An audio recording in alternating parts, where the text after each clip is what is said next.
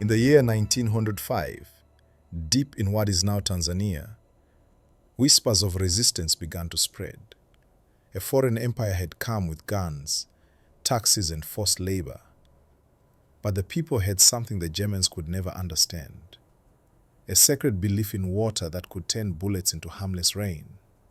They called it the Maji Maji Rebellion, Maji meaning water.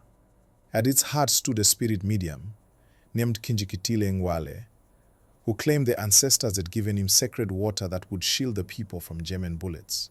Kinjekitile's words spread like wildfire.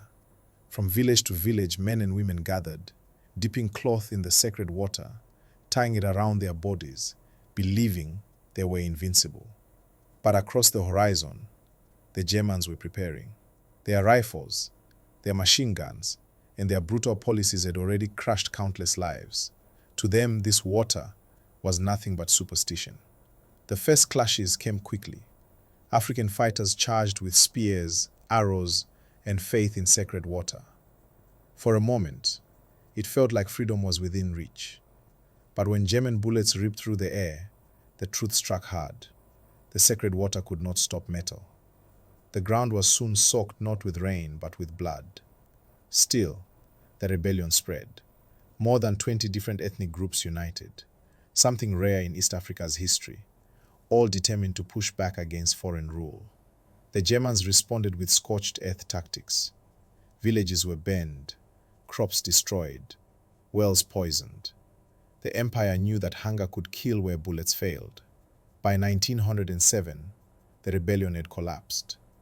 More than 250,000 Africans were dead from war, starvation and disease, one of the deadliest uprisings in colonial Africa. Kinjekitile Ngwale himself had been executed early in the fight. But his prophecy, that Africa would one day be free, lived on in the memory of his people.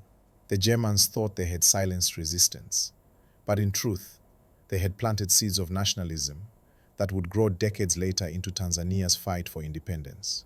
The Maji Maji Rebellion was not just a war, it was a clash between faith and empire, between ancestral belief and modern weaponry. It showed the world that even the most powerful empire could not crush the spirit of a people united under a dream of freedom. Today, the memory of the Maji Maji lives on, not as a failure, but as a warning that no empire lasts forever and no weapon is stronger than a people's will to rise.